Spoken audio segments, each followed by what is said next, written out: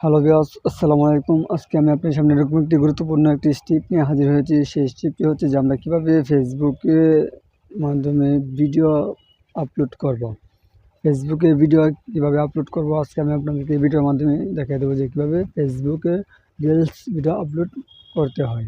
তো বন্ধুরা চলুন ভিডিওটি শুরু করা যাক। ভিডিওটি শুরু করার আগে আপনাদেরকে আরও একটি কথা বলছি, আপনাদের এখনও আমার চ্যানেলটি সাবস্ক্রাইব করে না থাকেন তাহলে অবশ্যই চ্যানেলটি সাবস্ক্রাইব করে পাশে থাকা বেল আইকনটি বাজিয়ে দেবেন যাতে পরবর্তী ভিডিও সবার আগে পাওয়ার জন্য। বন্ধুরা চলুন ভিডিওটি শুরু করা যাক। প্রথমে আমরা আমাদের ফেসবুকে চলে যাব। ফেসবুকে চলে যাওয়ার পর আমাদের যেই অ্যাকাউন্টটি থেকে ভিডিও আপলোড করবো সেই অ্যাকাউন্টটি আমরা এখান থেকে লগ ইন করবো। তারপর এখান থেকে চলে যাবো, যে দেখতে পাচ্ছেন যে প্লাস আইকন, আমরা এখান থেকে এই প্লাস আইকনে ক্লিক করে দেবো। প্লাস আইকনে ক্লিক করে দেওয়ার পর এখানে দেখুন যে পোস্ট, স্টোরি এবং রিলস, আমরা এখান থেকে রিলসে ক্লিক করে দেবো।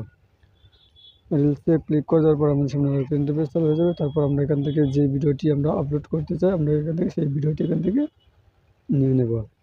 সেই ভিডিওটি এখান থেকে নিয়ে নেওয়ার পর তারপর এখান থেকে দেখবেন যে নেক্সট বাটন, আমরা এখান থেকে নেক্সটে ক্লিক করে দেবো।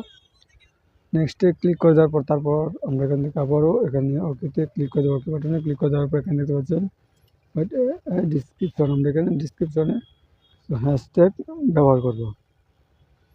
আমরা হ্যাশট্যাগ ব্যবহার করে দেবো। তারপরে আরও কিছু হ্যাশট্যাগ এখানে দিয়ে দেবো।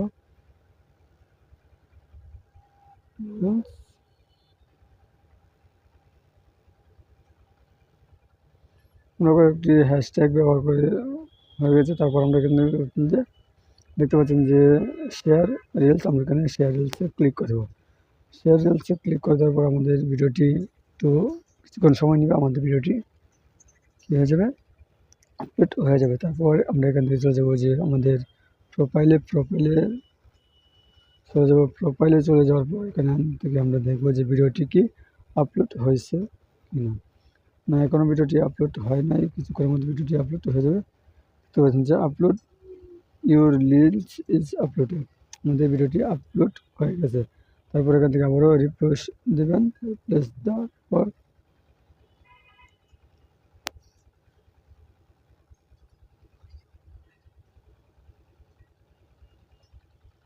তো দেখতে পাচ্ছেন যে আমাদের ভিডিওটি আপলোড হয়ে গেছে। তো বন্ধুরা ভিডিওটি এভাবেই ফেসবুকে ভিডিও আপলোড করতে হয়।